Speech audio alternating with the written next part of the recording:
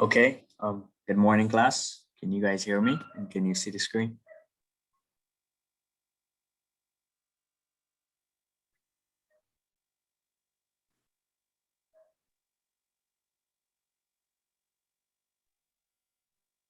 Good morning.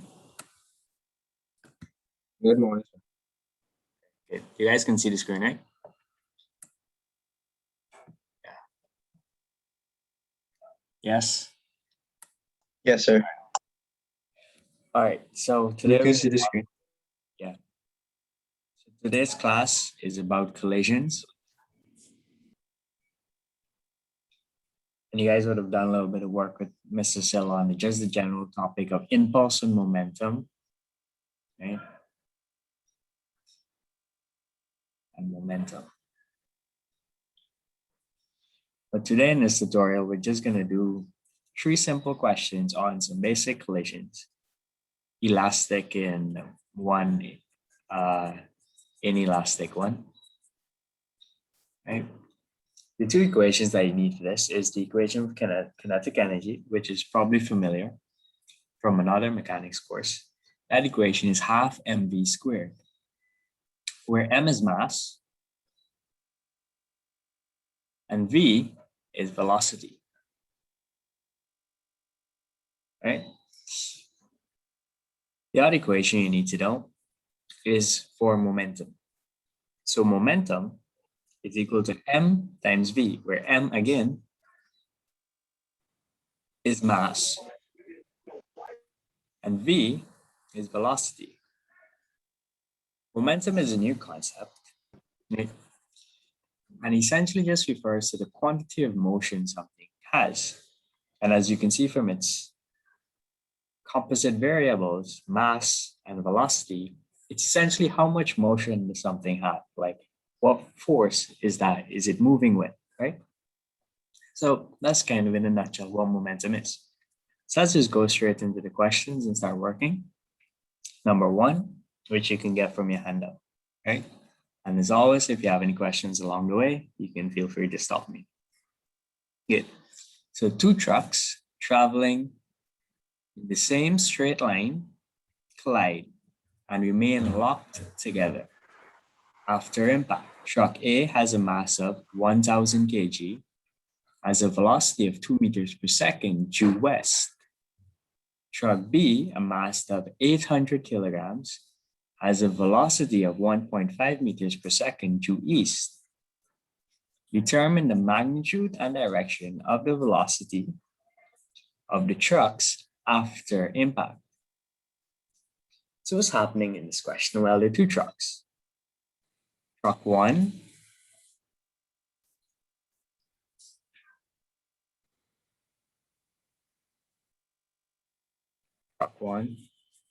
okay, traveling west. Let's just pick a general direction, traveling this way as being west.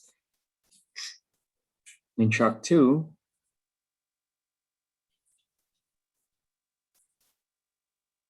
traveling east, right? And then they crash into each other and they stick together.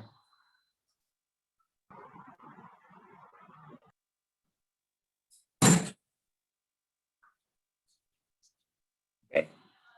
So now, whichever truck has more momentum is going to stick to the other one and push it in one of these directions.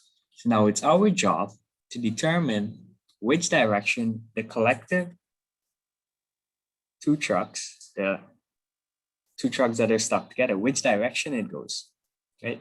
That's what we need to find out. How we find out is by finding the momentum before the impact of each of them and the momentum after the impact, realizing that momentum before and after the impact is conserved, right? Momentum before and after the impact is conserved, and then we can just solve for the unknown variable, which is velocity. So truck A has a mass of 1,000 kg and a velocity of 2 meters per second. So therefore, the momentum of A before impact is 1,000 times 2, which is 2,000 kg meters per second, right? 2,000 kg meters per second. That's the momentum shock A before impact. Now the momentum of B before impact is 800 kgs at a velocity of 1.5 meters per second US. So that's 800 times minus 1.5 meters per second, right? Which is minus 1,200 kg meters per second. Now, the reason we put this minus sign is because these two trucks are traveling in the same straight line. And because they're traveling in the same straight line, this is a unidimensional system. So instead of saying the velocity is 2 meters per second west and 1.5 meters per second east, we choose one of the direction as being the general direction, and we assess the velocities relative to that direction. So what we do is you say this one is 2 meters per second west, and we say this is minus 1.5 meters per second west as well. So east is essentially like going in the western direction, but backwards, right? So that's how we generate the minus sign. Okay. Now, when you're looking at multidimensional systems, you might not be able to do this as easily. So it's just something to keep at the back of your head in case you ever want to do these questions with more than one dimension. All right? Mas botar aí, mas aquela logic.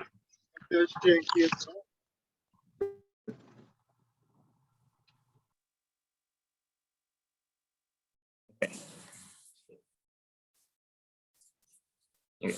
So there really shouldn't be any questions about these two, right? So we found the momentum of A before impact and B before impact. At 200 down 2,000 and minus 1,200. Now, the momentum after impact. Remember the two trucks, they collided and then they stuck together. Therefore, they essentially become a new body. So there's one truck and then the other truck, and they collide together and stuck together. So they essentially become a new body that weighs the sum of their masses. So 1,000 plus 800 kilograms. They become a new body because they stuck together. And their momentum after impact is that mass times some velocity, which is unknown, right? V, which is unknown. So we add those mass up, the 1,000 kg, the 800 kg, we get 1,800 kg times some unknown velocity V. Now, if the momentum before impact and after impact are equal, then this equation Can you please explain how you get back that 1,800? So what we I just got a do, miss. we add, because you remember the truck, two trucks are going, right? Truck A, truck B, they crash into each other, right? They crash into each other and essentially become one big truck, right? They crash in together and it's stuck together, right? Somewhere in here, yeah. They're traveling in the same straight line, collide and remain locked together after impact. So they kind of get stuck together and they move as one body. So the mass of that one body is the mass of A plus the mass of B, right? Which is 1,000 plus 800. 1,000 kilograms plus 800 kilograms. So that's where the 1,800 comes from, right? Add them up, 1,000, 800 times some velocity, which is unknown. We don't know the velocity after impact. So we just leave it as V, right? And we then take this new equation here and plug it into this equation, or essentially use it to create a new equation, right? So momentum before impact and after impact are equal, right? Momentum is conserved in the system. So the momentum after impact, which is 1800 V, should be equal to momentum of truck A before impact plus momentum of truck B before impact. But remember, this here is plus minus 1200, right? So we just add them up and we get 2000 minus 1200, which is 800. 800 is equal to 1800 V. So therefore, to find V, we divide 800 by 1800 and we get V as being equal to 0.4444 meters per second. Okay, any questions?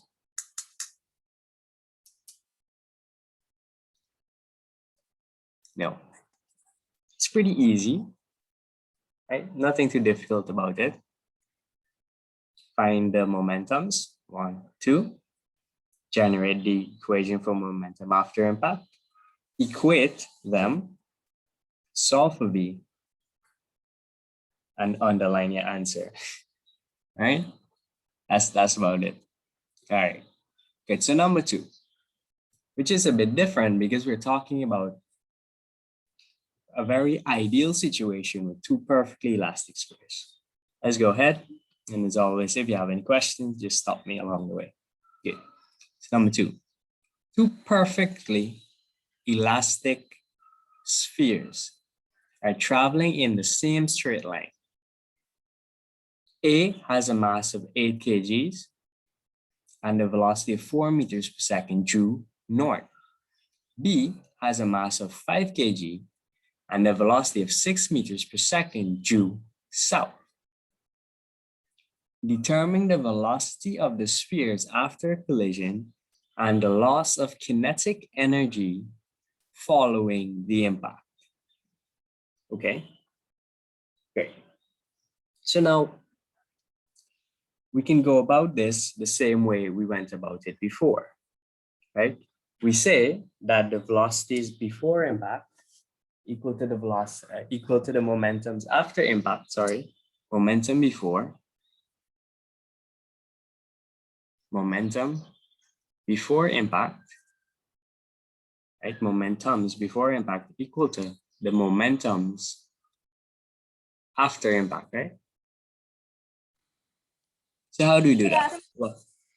Well, we find the momentum of A before impact, which is 8 kgs times 4 meters per second due north, right? North. So 8 times 4. And then the next momentum, which is the momentum of B before impact, is 5 kgs times minus 6, right? 5 times minus 6. That's the momentum of B. So you put that in there. That is equal to. Now, these are two perfectly elastic spheres. So if we throw something like a bumper ball or something, or maybe some kind of tennis ball at a wall, so you throw this tennis ball at the wall, it's going to hit it and it's going to bounce back, right? Why? Because it's elastic. That's an elastic collision. It's not going to stick together like the trucks, right? The trucks stuck together, right? But these two elastic spheres are not going to stick together, right?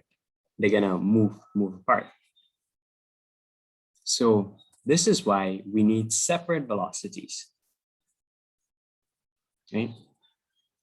The velocity of B after impact and the velocity of A after impact, right? And the momentums of them, because remember momentum before is equal to momentum after. So again, we add in the 8 times VA and 5 kgs times VB, right? So momentum before is equal to momentum after. And then we can simplify this equation real quickly. We say 8 by 4. 8 4 is 32 minus 5 6 is 30. So we end up with 2 is equal to 8 VA plus 5 VB. Okay, nothing difficult about finding this equation. But now what we notice is that we have a problem. We can then go about the same way we had this equation, right? we had this equation here, we simplified this. This became 800, and that's equal to 1800 V, and then we carry over, right? What we notice now is that we have two unknowns. So in order to solve this, we need another set of equations, right? To help solve this, we need to find either VB or VA so that it's no longer an unknown, then use it to solve for the other one, right? Good. How we get the other equation is by using the coefficient of restitutions formula, right? And somewhere in the handout, you would have read that perfectly elastic bodies, the coefficient of restitution for them is -1, right? -1. And the formula is relative velocity, relative velocity after impact is equal to C, this coefficient of restitution, times relative velocity before impact, right? Before impact. So what's the relative velocity before impact? Okay, well, we know the velocities are 4 and -6, right? Those are the two velocities. Now, let's say there's some train A moving at 100 meters per second, and then there's some second train B moving at 150 meters per second. The velocity of A relative to B is actually -50 meters per second. If you're here standing inside of train B, standing up inside of it, and you look at train A, it's gonna appear as though this train is moving backwards. Even though technically you're moving forward 50 meters per second more, train A to you appears as if it's moving backwards, right? So it's moving -50 meters per second, right? How we get that? We take 100 minus 150, and then we get -50, right? Quick maths. Excuse me, sir. Question. Yeah. Again, -60, or you just choose either 4 or one going north and one going south, right? Yeah. So I'll explain that. So with the relative velocities, right? If on this side of the equation, you have VA minus VB, right? VA minus VB. Then on this equation, you're gonna wanna have that same VA minus VB, right? So now with relative velocities, we know we can go A relative to B, the velocity of A relative to B, or the velocity of B relative to A, right? So a good rule of thumb, remember this here is A before impact, the velocity of A before impact is 4, and the velocity of B before impact is -6, right? Right. Now, with this equation, if you're gonna do A, VA minus VB here, then here as well, you're gonna wanna do VA minus VB. Okay, so because I want to do this VA minus VB here, right? The velocity of A relative to B, right? I'm going to put VA, or the original VA before impact. So we can call this VA prime and VB prime. And this here could just be VA and VB, right? So if you're going to put VA here minus VB, you're going to put VA here minus VB. If you're going to do the velocity of A relative to B, you're going to do the velocity of A relative to B here, right? Okay, and if you want to switch them, you can, but I don't recommend it. And you're going to have to make sure that everything else works out along the way, right? Good. So good rule of thumb, VA minus VB, you also do VA minus VB here as well. Okay, good. Does that answers your question, right?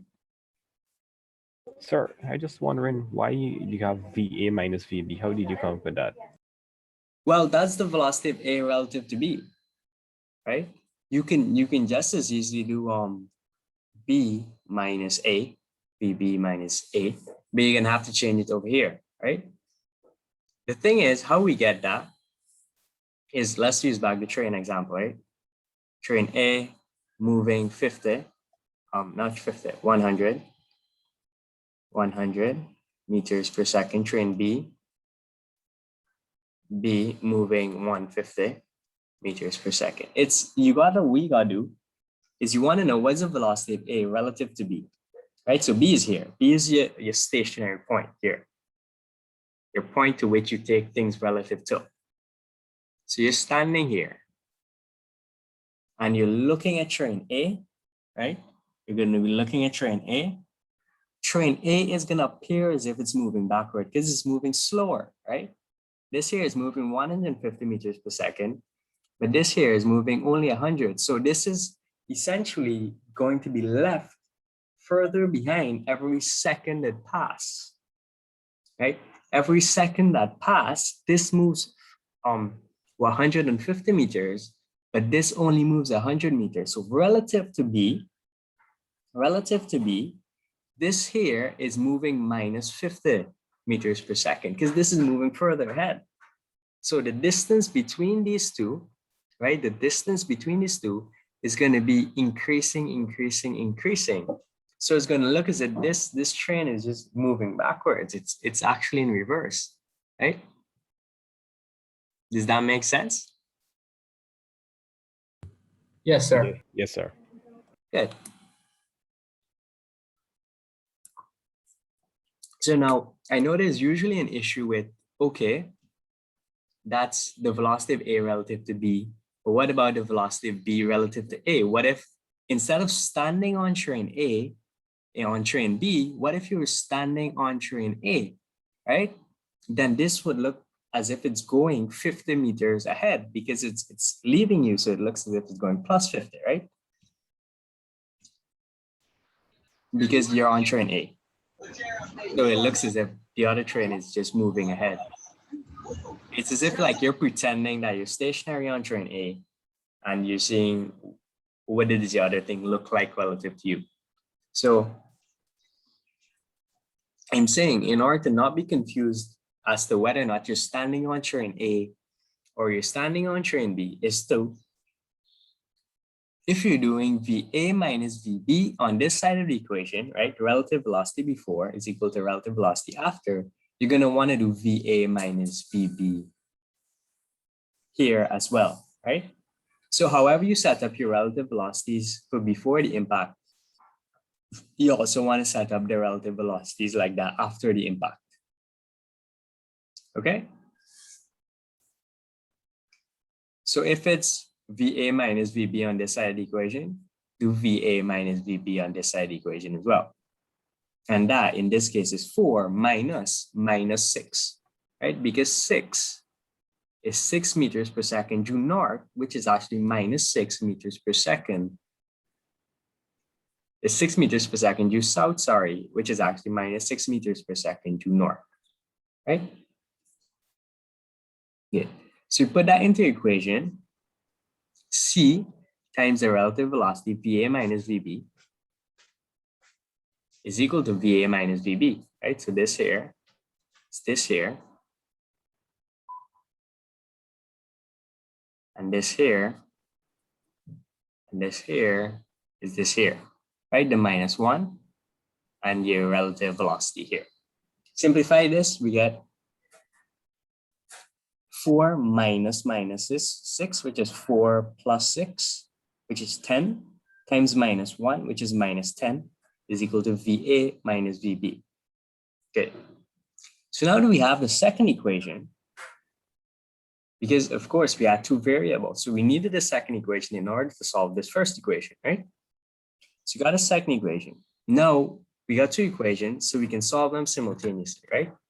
We can use simultaneous equations. Now you can do this any way you want, any way you learn to solve simultaneous equations in high school or in your maths class. You can just as easily go ahead, create a little matrix as a 2x2 matrix, find the inverse, do whatever maths magic that you know to solve simultaneous equations. The way I'm going to do it is easy, is the way I like to do it. I also like to do it with matrices as well. Just know that you can employ any method to solve simultaneous equations that you want. All right. Good. So we have the two equations here. Equation 1 equation 2. And we need to solve them simultaneously, right? Okay, so how I went about to do that, of course, as I said before, you can solve this any way you want. We multiply the second equation by 5. Now, why I chose that is because I was looking ahead and I saw here, VB is 5 VB here, and here, VB is minus VB. So if I were to add these two equations together, right, add this one to this one, then VB would cancel out. But I need 5 VB to cancel out with this 5 VB up top here. So I should probably multiply this equation by 5. So multiplying this equation by 5, when we're doing this side, you're doing this side, and you're not trying to break any of the rules math, right? So minus 10 by 5 is minus 50.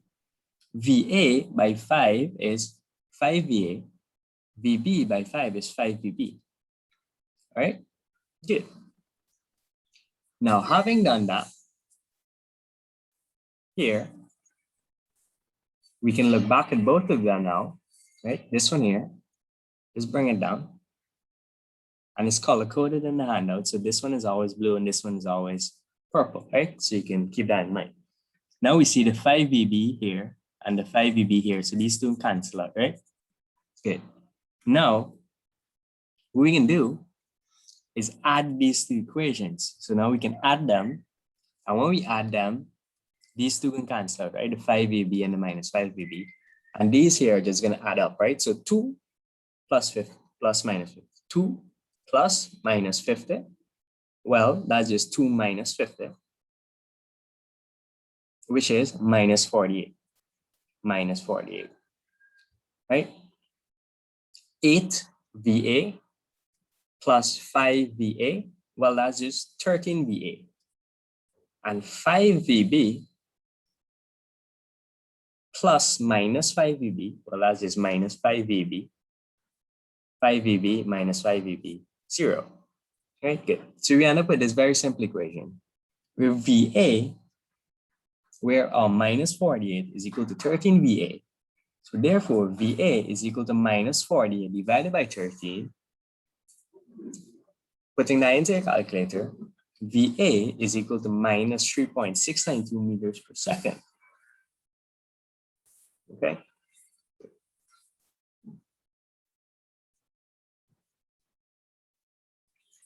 Now, having found that value, we can then choose one of our previous equations, preferably one that's very simple, plug the value of VA in, right? VA is equal to minus 3.692. Let's take this equation, for example. And of course, you can choose any equation you want along the way, right? You can say minus 10 is equal to VA. We replace that with 3.692 minus VB. Solve for VB, right? Do a little algebra. We should get VB is equal to 6.307, right? So we just carry over, subtract. Okay, and we have VB is equal to 6.307 meters per second. Any questions on this?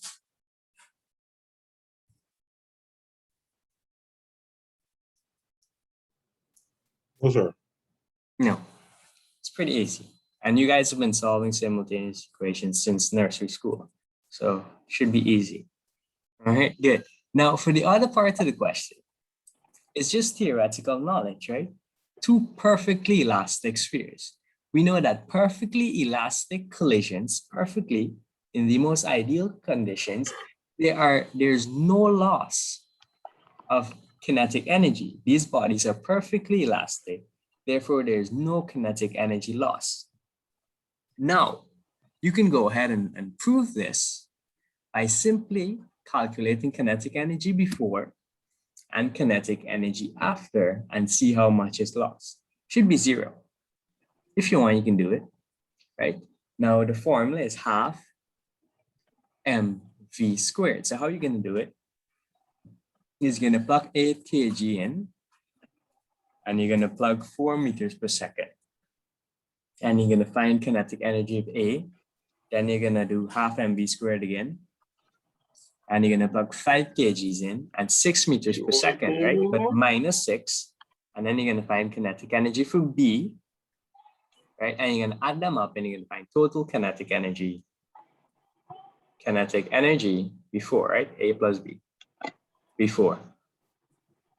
Then you're gonna take those same masses, right? Those same masses, a same 5 and a same 8, but you're gonna use new velocities. You're gonna use the new velocity for A, which is 3.692. And you're gonna use the new velocity for B, which is 6.307 meters per second. And you're gonna add that up. So it's now A prime, kinetic energy for A with the new velocity, and kinetic energy for B with the new velocity. And you can add them up. And what you're gonna find is that the total kinetic energy before of A and B is equal to the total kinetic energy after. Right? So there's no kinetic energy loss. If you guys want, you can take 5 minutes and try and prove that for yourself before we move on to the next question. All right, so take 5 minutes. Again, the formula is kinetic energy is equal to half mv squared. Right, so take 5 minutes and solve that. And make sure you get no change, right? No change.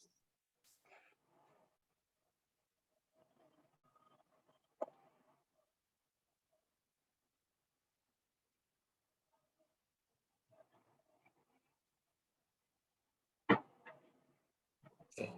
Also, another thing to keep in mind is that we use some approximations here, right? So this is 48 over 13, which we rounded up to 3.692. So you're gonna get a final kinetic energy of 153 point something something, and the original one is 154. That little bit that we see as a difference between the two is just as a result of us rounding off here, right? Rounding off here to there. Okay, so keep that in mind when you get 153 and 154. Okay.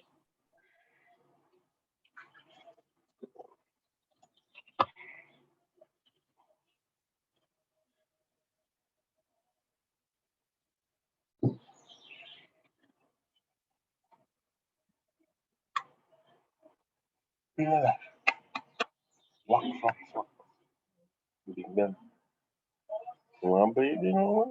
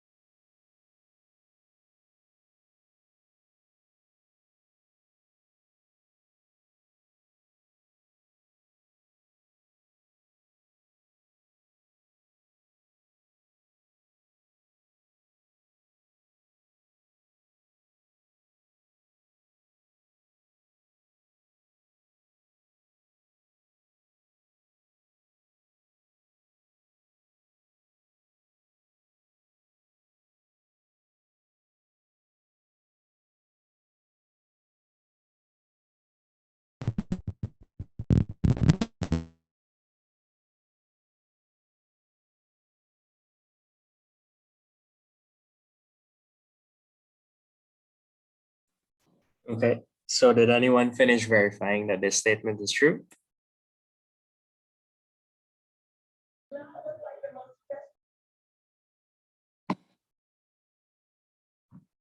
Yes, yes, sir.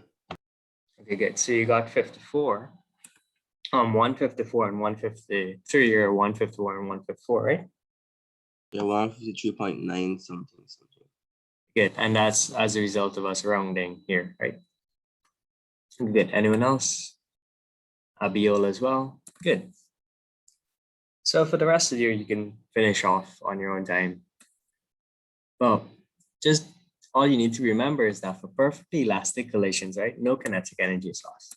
And that's something you can just state. You can always just write down and know it to be true, because perfectly elastic collision, right? Perfectly elastic. It's as if same, there's a wall, right? Wall bend. There's a wall. We throw a ball towards it, and then ball bounce back. Velocity here, velocity, and velocity after should be equal.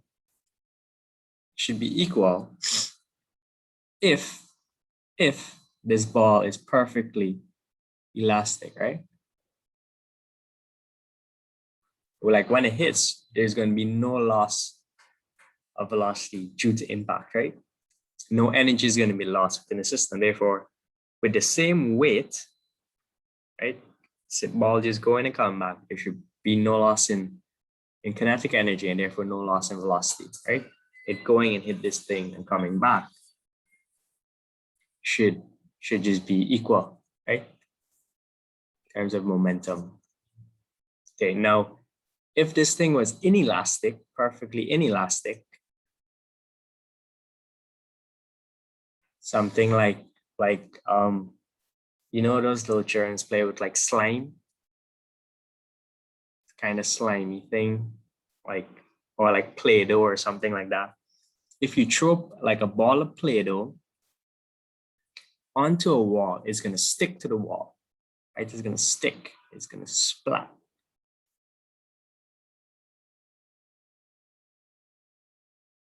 And stick and splat. So essentially all its kinetic energy is going to be lost, because it's going to go from a velocity of something to a velocity, right? To a velocity of 0, right? It's going to go to a velocity of 0. So it's going to stick to this wall. So there, this is kind of an example of a perfectly inelastic collision, right? Something like Play-Doh or some slime, right? That we throw at our wall. This kind of difference between the two. All right, good. So let's move on to number 3. Or what's the coefficient of restitution for inelastic? Okay, so coefficient of restitution, the range is -1 to 0, right? It goes from -1 to 0. So here is elastic.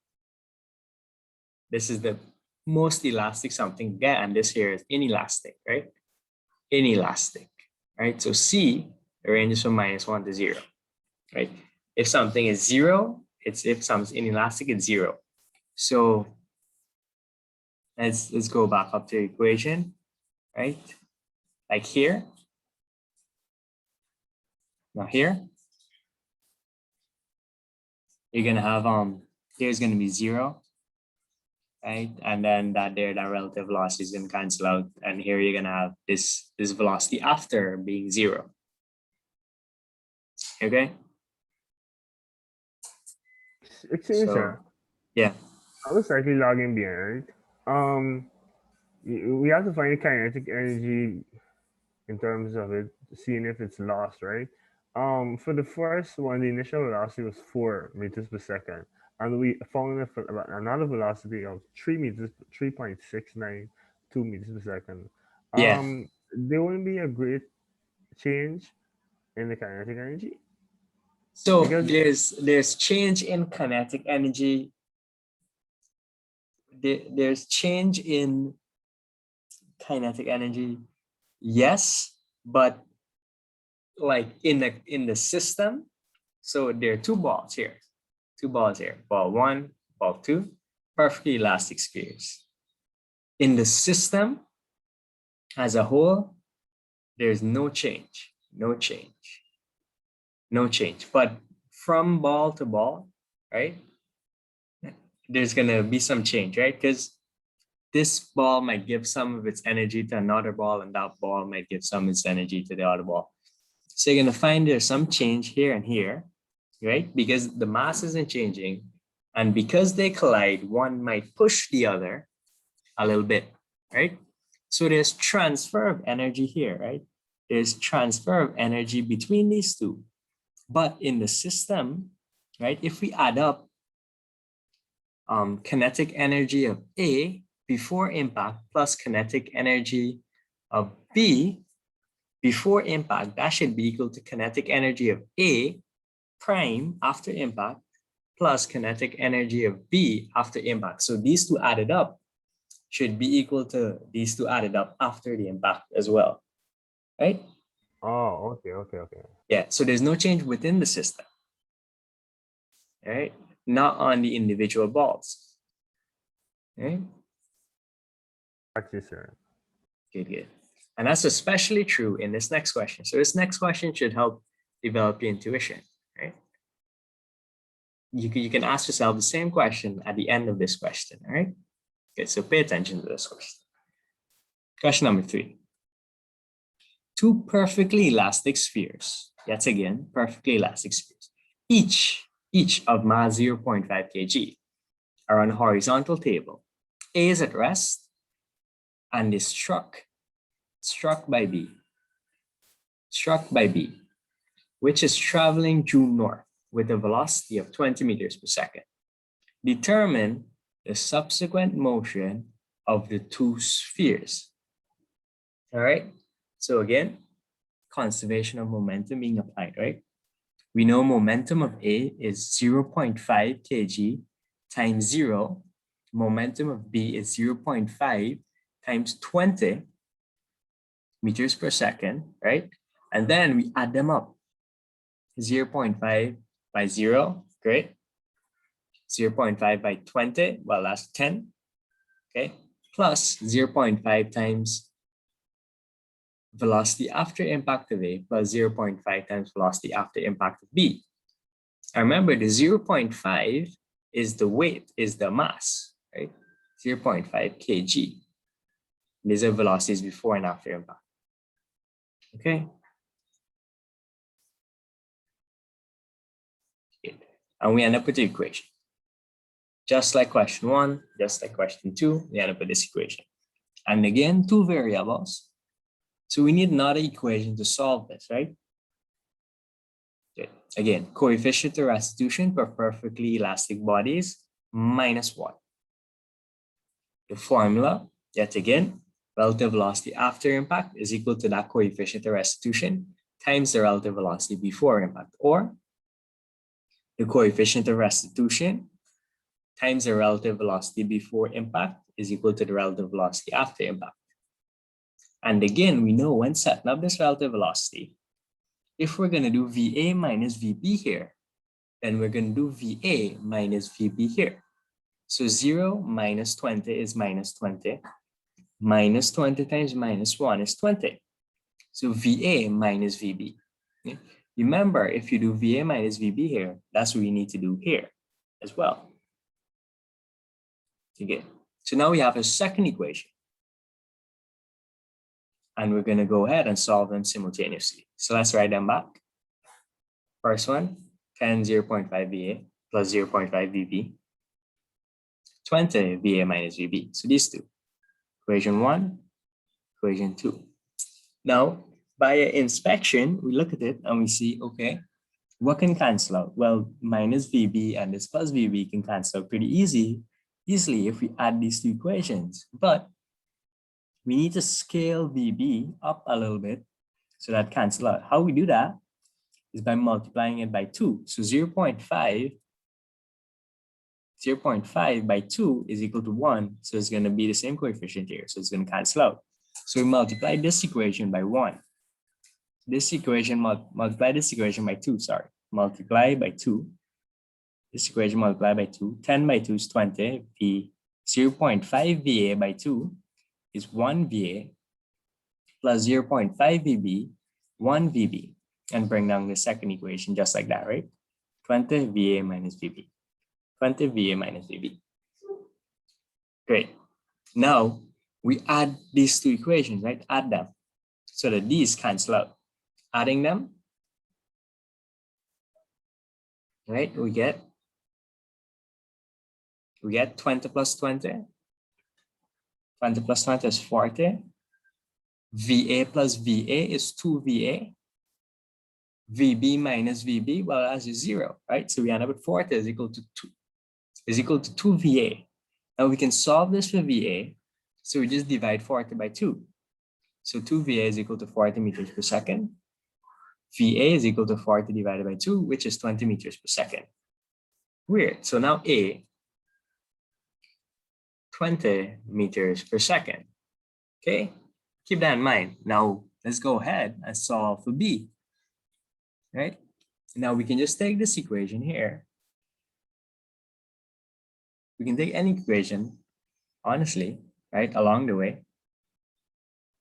But this one is a particularly simple equation, right? So 20 VA plus VB.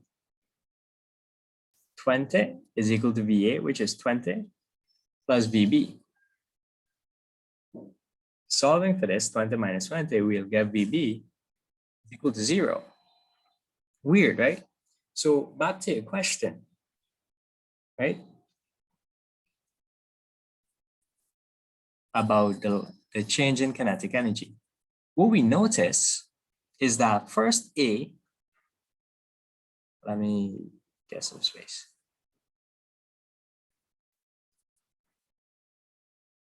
This here is before.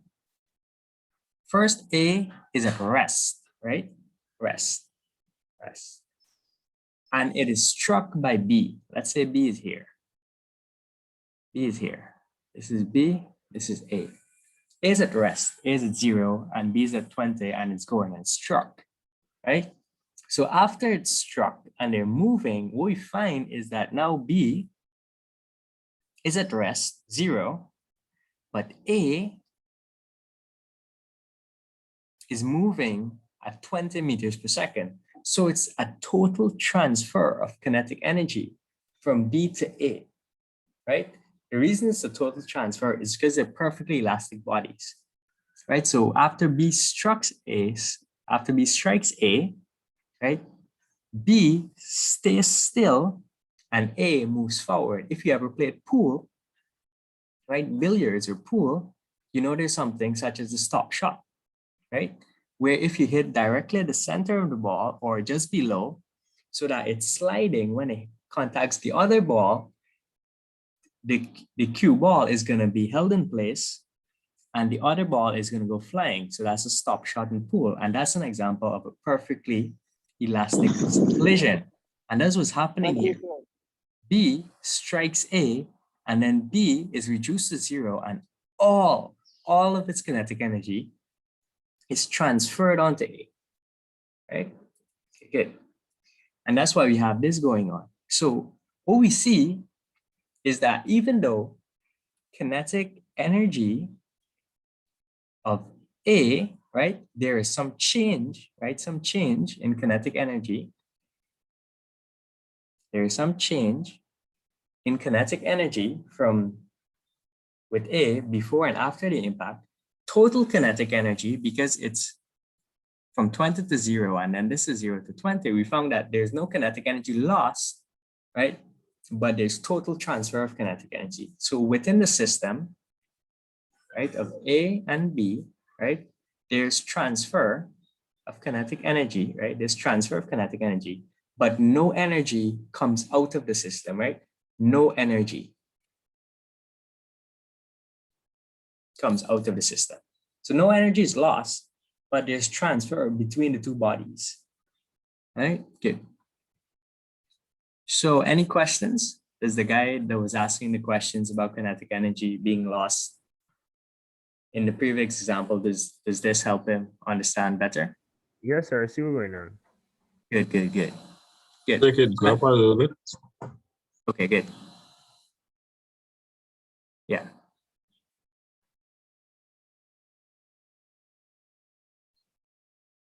How do we know that it's so it's always VA minus VB? Yeah, if you put VA minus VB on this side, you can put V. You need to put VA minus VB on this side, right? Oh, so if it's VA minus VB on the right, that's to be VA minus VB on the left as well. Yeah, yeah. Mr. Sill worked it as I think let me check how she worked it. Because she might have like approached the question slightly different, but you see the rule kind of holds true. Let me just open up what she did. Right.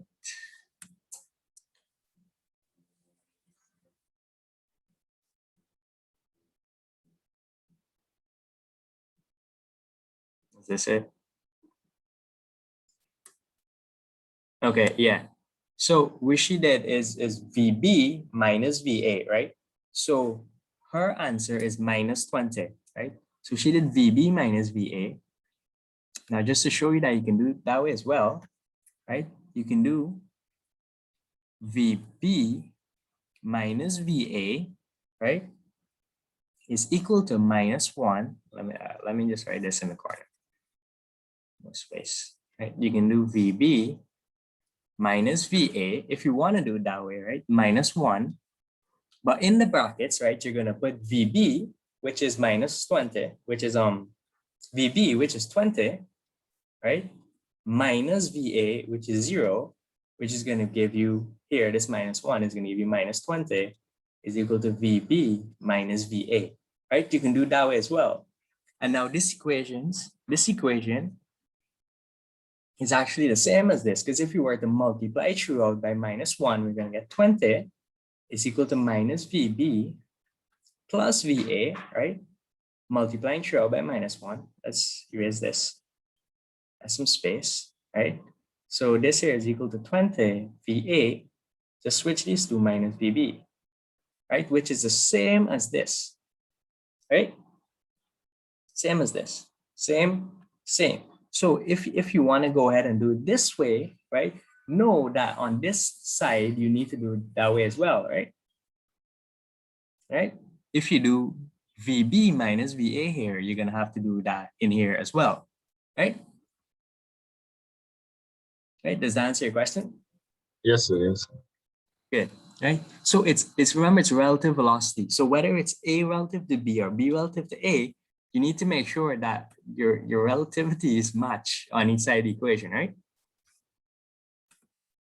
Okay. There's no one specific way to do it. You just got to make sure you're not breaking any rules of mathematics, right? Good. All right, good. So any other questions?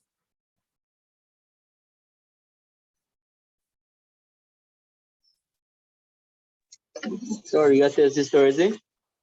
I'm not too sure. Mrs. Alone told me to do these 3 questions, so I don't think she'll bring a test on these easy questions, right? Thank you, sir. Okay, good. Yeah, you can just ask her to verify, or maybe another student knows. Okay. They can share with the class. All right. Any other questions in general on this topic? I'll email this handout as long as I remember after class, and I'll upload the video. Oh, and for the last part again, right? These bodies are perfectly elastic, therefore no kinetic energy is lost, right? And you can go ahead and prove that very simply by saying VA, kinetic energy of VA, right? Kinetic energy of A is equal to 0 because it's 0 times 0.5 meters per second, whatever. And then kinetic energy of B is equal to half. Yeah, half m times 20 squared, right?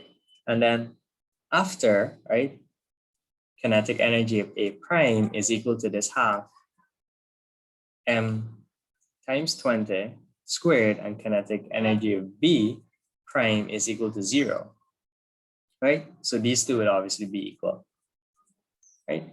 So you can prove that really quickly.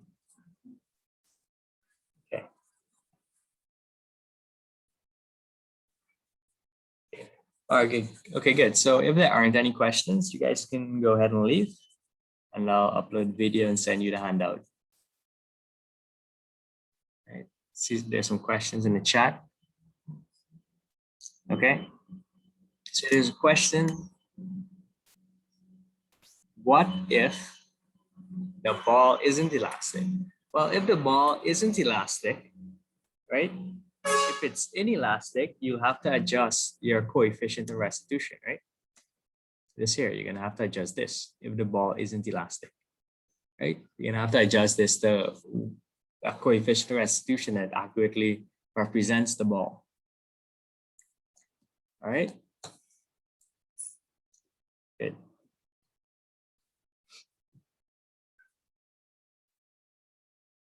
For this question, could you, since it was that, could you have used the normal momentum formula way? What normal momentum formula? Initial momentum is equal to momentum after. Yeah, that's what we did here, right?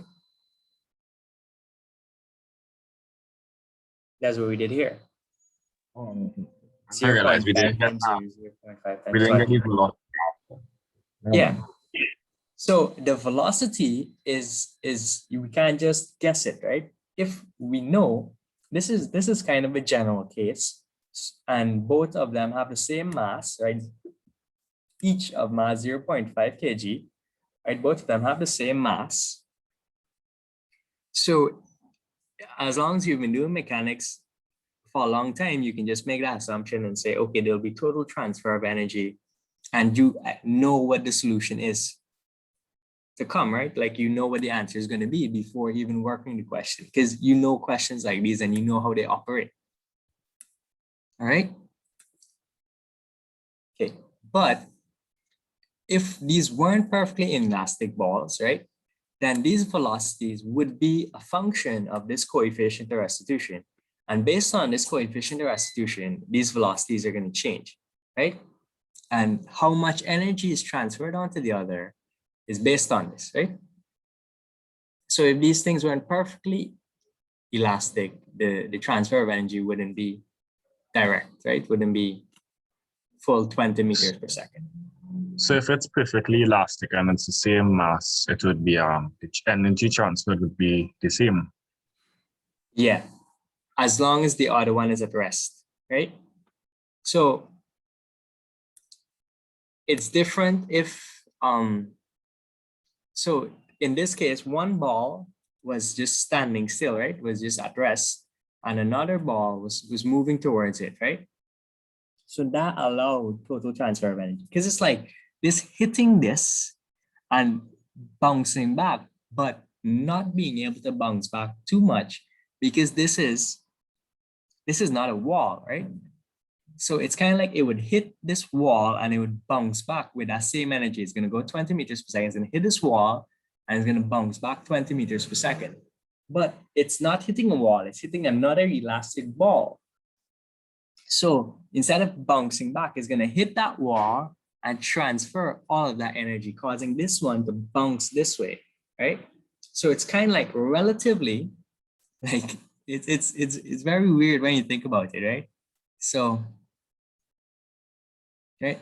So when it hits this, it's essentially like it bouncing back minus 20 meters per second, because B relative to A is actually minus 20 meters per second. Even though this goes flying forward, it's like it's moving away from the wall at minus 20 meters per second. If that makes sense. I know it might be confusing, but that's just how elastic bodies work. Okay, so thank you. Yeah, I probably confused you. But try think about it, right?